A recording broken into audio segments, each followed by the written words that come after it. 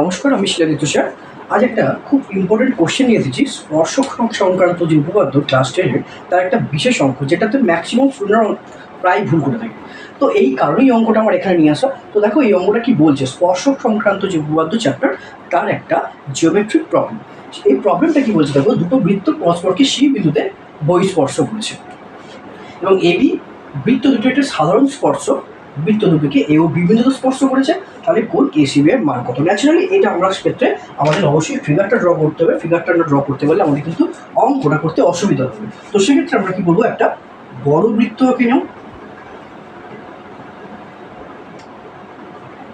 আর তার সাথে যেহেতু বহিঃস্পর্শ করছে, বাইরের দিকে স্পর্শ করছে, তার থেকে একটা ছোট দিক থেকে একটা বৃত্ত এঁকে নাও। তাহলে এই দুটো বৃত্ত ধরো কেন্দ্র হচ্ছে এম আর এটা হচ্ছে এন। তাহলে একটা সাধারণ স্পর্শক হচ্ছে এবি, অর্থাৎ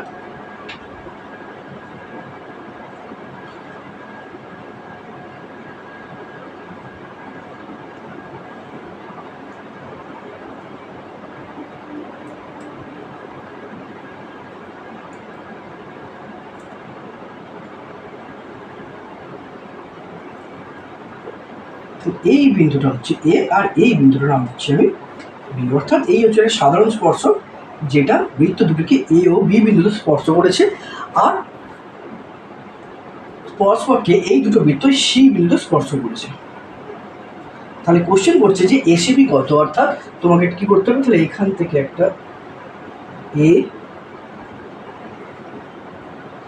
সিবি এই কোণটার মেজারমেন্ট তোমাকে করতে হবে। অর্থাৎ তোমাকে যদি এটা দেখানো হয়, তোমার দেখানো হলে তোমার কোন কোণটা একটু দেখিয়ে দিই, দিস অ্যাঙ্গেল, এই অ্যাঙ্গেলটা। চলো, তো তোমার জন্য একটা যেটা করতে হবে, সেটা তোমাকে একটা ছোট্ট করে একটা অঙ্কন করতে হবে। অঙ্কনটা যেটা করতে হবে, লিখতে হবে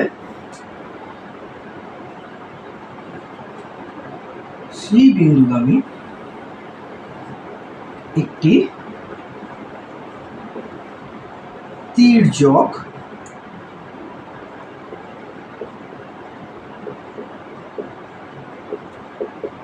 সাধারণ স্পর্শক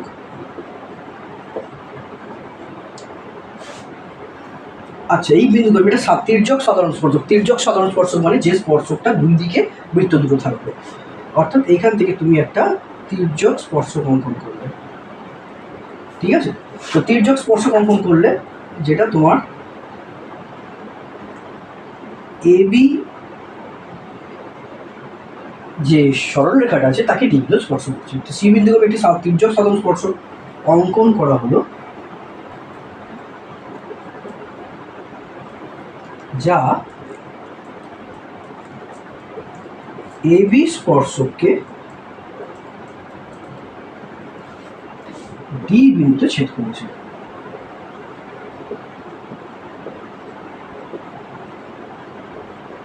ওকে, তো দেখো একটা জিনিস, যেহেতু ডি একটা কি হলো, একটা বহিস্থ বিন্দু হয়েছে। আমরা জানি কোনো বৃত্তে কোনো বহিস্থ বিন্দু থেকে অঙ্কিত যে দুটো স্পর্শক অঙ্কন করা যায়, কোনো একটা বৃত্তের বাইরের বিন্দু থেকে যে দুটো স্পর্শক অঙ্কন করা যায়, তাদের দূরত্ব কি হয়, সমান হয়, অর্থাৎ এই দুটো দূরত্ব সমান হয়। তো সেখান থেকে ডিএ আর ডিসি একটা দুটো স্পর্শক হচ্ছে এই বৃত্তের, এর নাম দাও এম বৃত্তের, এম কেন্দ্রীয় বৃত্তের। তো লিখে দাও এম কেন্দ্রীয় বৃত্তের ডি বহিস্থ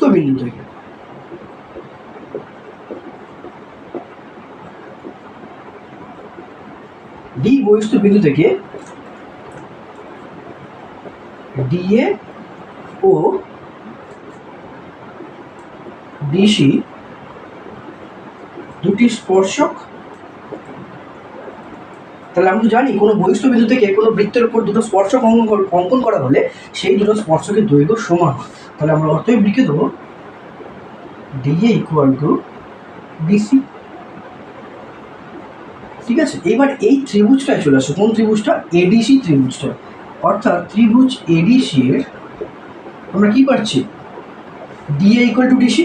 কেন? দুটো স্পর্শক একই বৃত্তের, তাই তাদের দৈর্ঘ্য সমান হবে। তাহলে সেখান থেকে বলতে পারি দেয়ারফোর, তাহলে আমরা জানি কোনো ত্রিভুজের দুটো বাহু সমান, তাদের বিপরীত কোণগুলো সমান হয়, বিপরীত বাহুগুলো বিপরীত এই বাহুগুলো সমান বাহুগুলো বিপরীত কোণগুলো কি হয় সমান হয়, অর্থাৎ ডিএ বাহুর বিপরীত কোণ ডিসিএ আর ডিসি বাহুর বিপরীত কোণ ডিএসি, এগুলো সমান হবে। অতএব তাহলে কি লিখবো, ডিসিএ ইকুয়াল টু ডিএসি।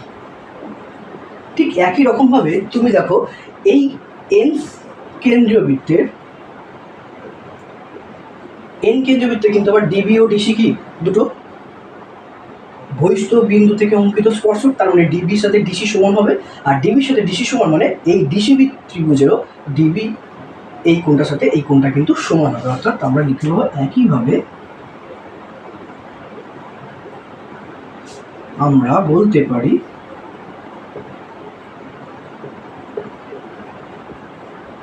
কি বলতে পারি, ত্রিভুজ ডিসিবি এর ডিবি ইকুয়াল টু ডিসি হবে। সেখান থেকে আমরা কি বলতে পারি, ডিবিসি ইকুয়াল টু ডিসিবি, অর্থাৎ ডিসিবি ইকুয়াল টু হবে ডিবিসি। কেন, সমান বাহুগুলোর বিপরীত কোণ সমান। এবার তুমি চলে আসো ত্রিভুজ এসিবি, অর্থাৎ এই বড় ত্রিভুজটার ক্ষেত্রে।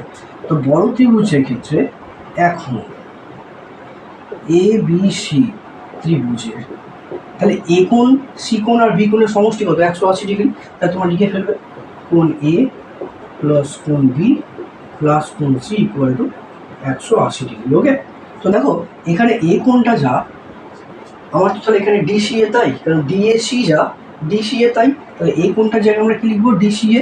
তাহলে এই কোণটার জায়গায় এই যে ডিএসির জায়গায় লিখবো ডিসিএ। তাহলে আমরা কি লিখবো এখন, ডিসিএ। আচ্ছা, বি কোণটার জায়গায় কি লিখবো, ডিবিসি। এই যে বি কোণটা, তাহলে বি কোণটার জায়গায় আমরা কি লিখবো, ডিসিবি, অর্থাৎ ডিসিবি লিখে দেবো, একদম চটপট করে ফেলবে এই জায়গাটা ডিসিবি।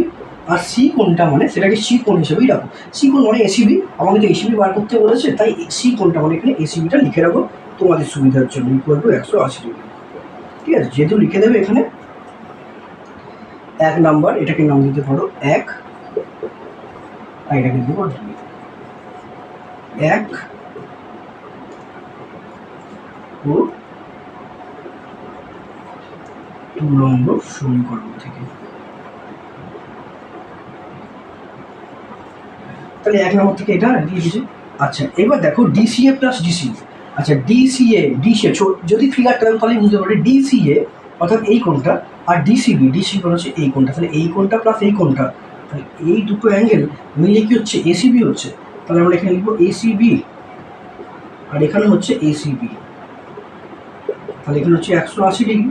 তাহলে আমরা এখান থেকে বলতে পারি 2ACB ইকুয়াল টু 180 ডিগ্রি। সেখান থেকে আমরা এসিবি তাহলে কত হচ্ছে, 180 ডিগ্রি বাই 2, তার সমান হচ্ছে 90 ডিগ্রি। অর্থাৎ তুমি যেটা পেয়ে গেলে, অতএব therefore ACB equal to 90 degree. তো দেখো এটা খুব চটপট আমরা করে ফেলবে, এটা খুবই ইজি এবং কনসেপ্ট এটা তোমরা দেখে নিতে পারো। ওকে, দেখে নাও।